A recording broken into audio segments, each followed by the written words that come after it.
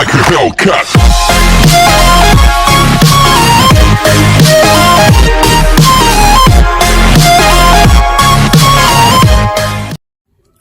Hi guys, so welcome back sa ating YouTube channel. So in this video, gagawin natin yung group table ng D4.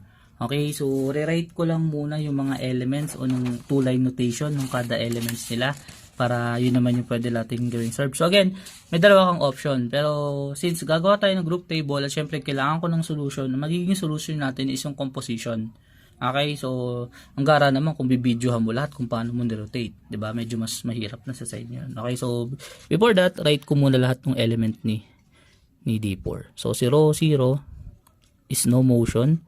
So this is 1 2 3 4. So sorry kung medyo maliit sulat ni sir kasi kailangan ko pagkasyahin. Actually, kayo naman pag nagpapasa kayo ng mga problems at maliit. So this is 1 2 3 4. So this is 4, 1, 2, 3. It's row 2. So sa row 2, we have 1, 2, 3, 4. This is 3, 4, 1, 2. Okay, then row 3.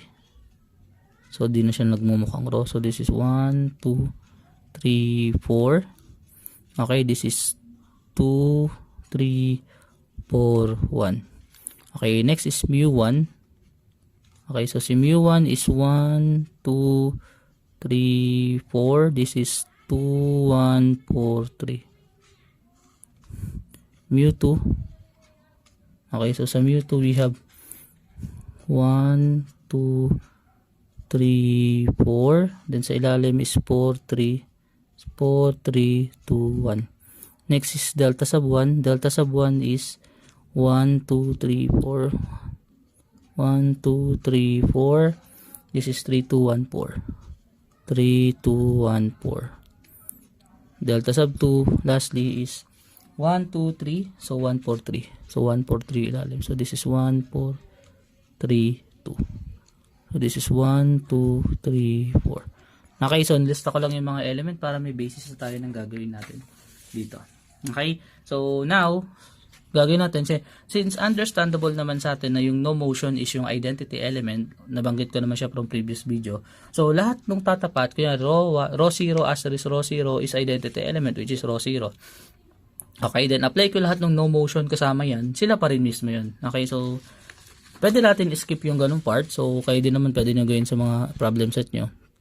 This is row 0, row 1, row 2, row 3, mu1, mu2, delta sub 1, delta sub 2.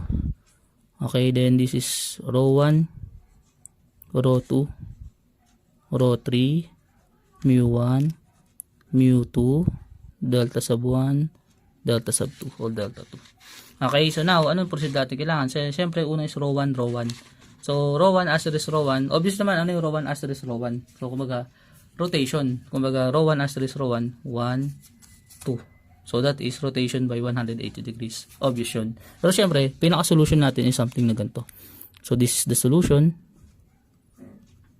Okay, so lilista natin lahat yan. So, una is row 1 asterisk row 1. So, lagay mo na lang lahat ng element ni row 1. So, this is 1, 2, 3, 4. So, this is 4, 1, 2, 3. Okay, then rewrite. So, this is 1, 4, 2, 1, 3, 2, 4, 3. So, ito yung medyo magpapatagal. So, this is 1 goes to 4. So, 1, 2, 3, 4. So, para masanay tayo. 1 goes to 4, 4 goes to 3. So, 3. 2 goes to 1, 2 goes to 1. 2 goes to 1, 1 goes to 4. So, 4. 3 goes to 2, 2 goes to 1. So, 1. 4 goes to 3, 4 goes to 3, 3 goes to 2. So, 2. So, what is 3, 4, 1, 2 doon sa element natin? 3, 4, 1, 2. Ayun o, 3, 4, 1, 2. That is row 2. So, tama tayo. Row 2 to. Okay? So, imagine mo yung gagawin natin o yung haba ng gagawin natin. Okay? So, I guess, medyo kukuha lang ako dito ng mga 10. Pwede na yun kasi understandable na sa inyo. Tapos kukompletuhin ko na lahat. So kayo, syempre, hindi nyo pwedeng gawin skip na ganun kasi kailangan mo talagang i-solve. Okay, so next is row 1, row 2. Next is row 1, asterisk row 2.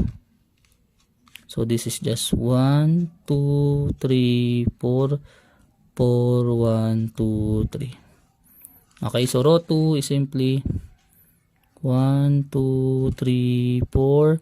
So this is 3, 4, 1, 2. 3, 4, 1, 2.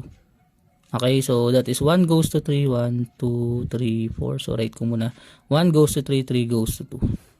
2 goes to 4, 4 goes to 3. No, 2 goes to 4, 4 goes to 3. 3 goes to 1, 1 goes to 4, so 4 to. 4 goes to 2, 2 goes to 1, so 1. So what is 2, 3, 4, 1? Ano yung 2, 3, 4, 1 yung ilalim? 2, 3, 4, 1, that is row 3. So again, this is row 1, row 2, sagot dito, row 2. This is row 3.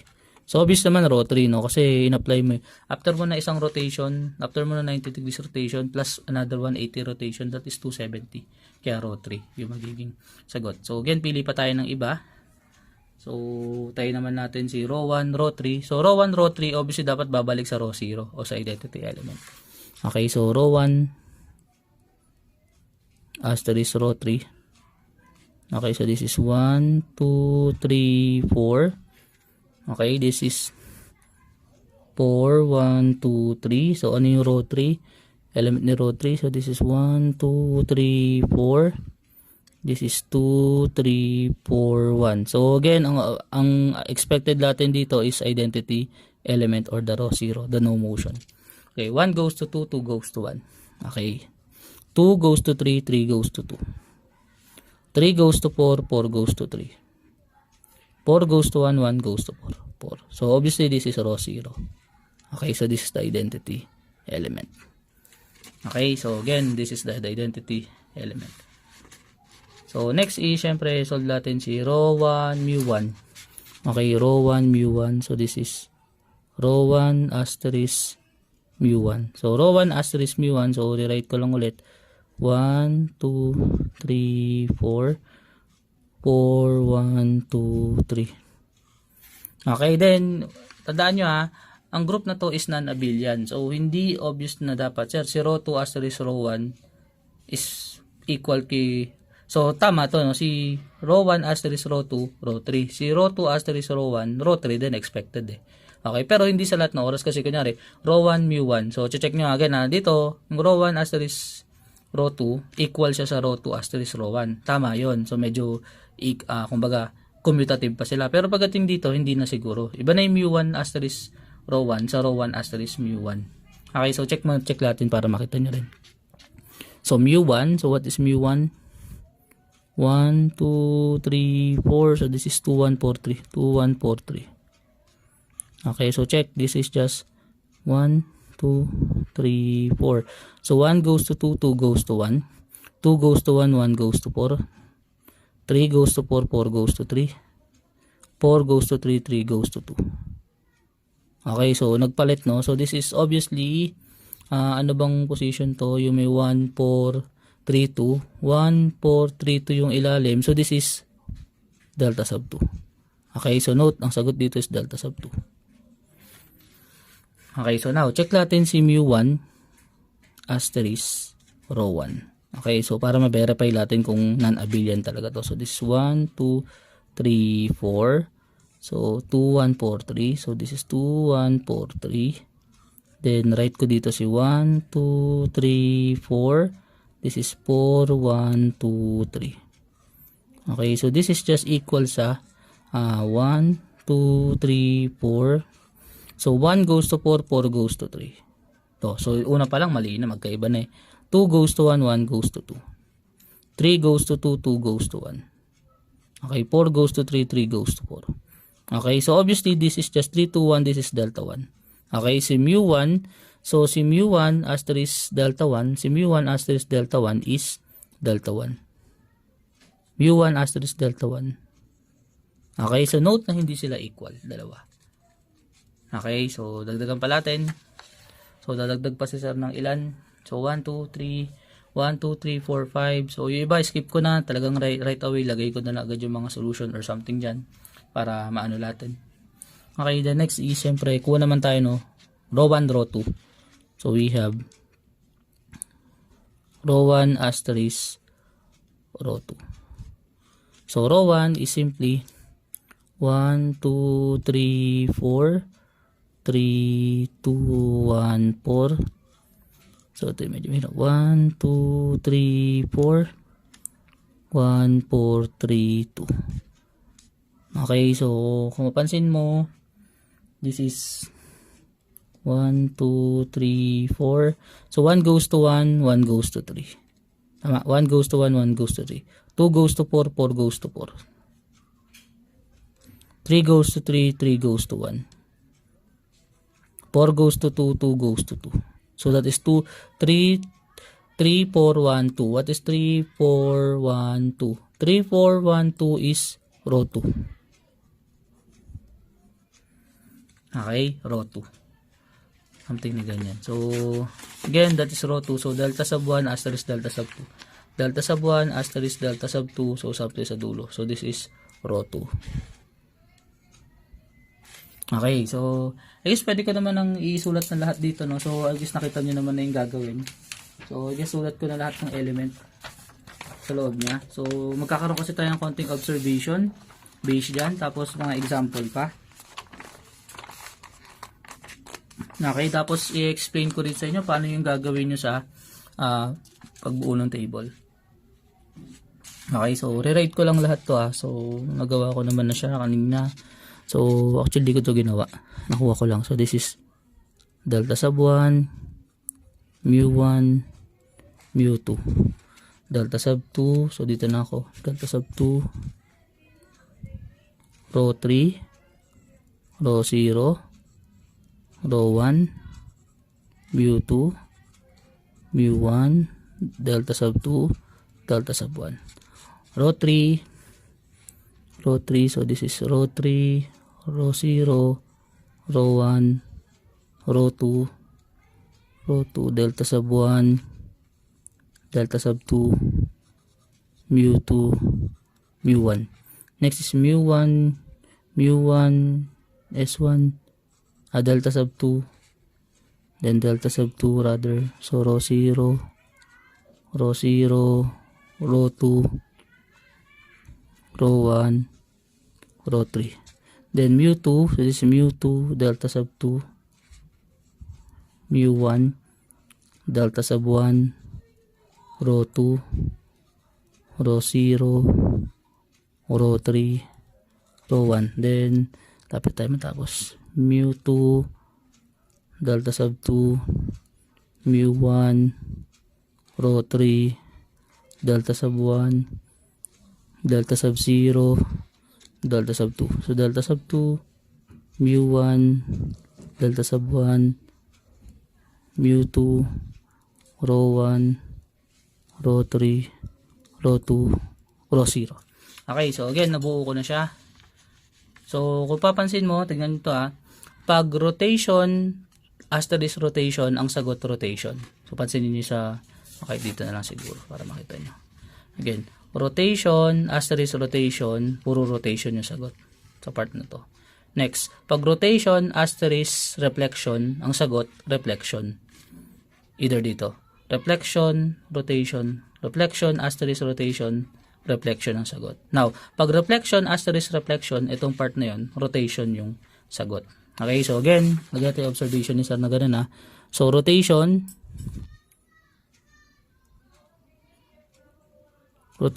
asterisk rotation. So, para may basis ka rin ng sagot mo, this is rotation.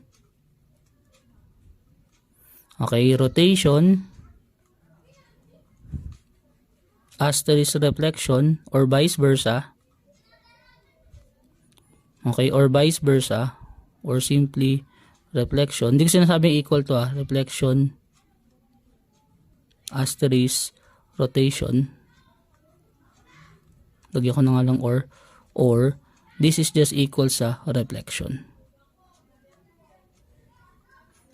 Tama ba? Rotation, reflection, rotation, reflection, reflection. Tama. Reflection, reflection. So, reflection, reflection is rotation.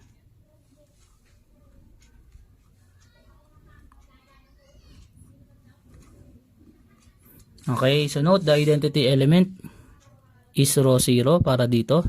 Okay, no motion. Tandaan nyo ang identity element para sa dihedral group is no motion. Okay, next is something na ano yung inverse, yung mga inverses nila. Okay, ano yung inverse nila? Inverses. Okay, so dito sa notes, gusto ko sana makita ko lahat ng solution nun.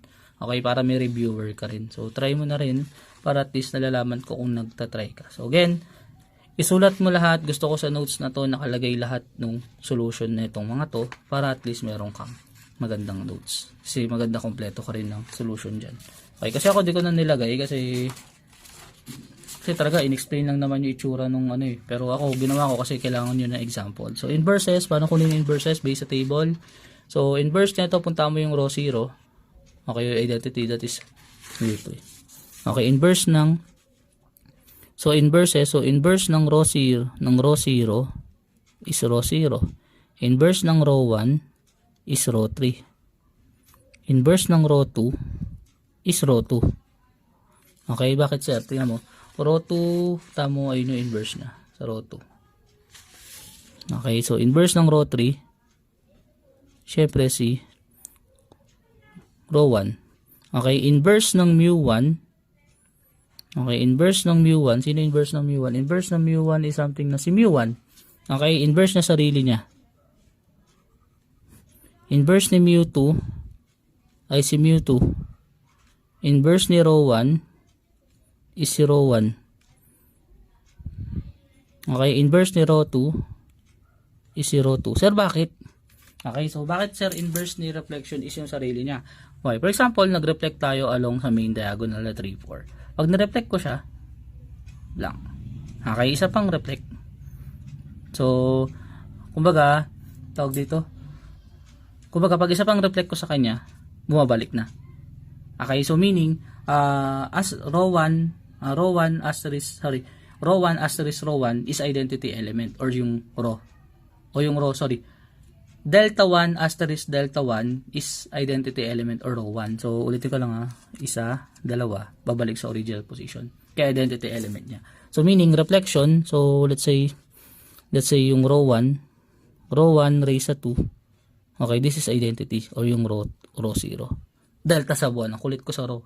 Okay, delta sub 1 square is row 0. Okay, so again, pwede ang ganito ganyan ka to. Row asterisk row 1 is equal to identity element.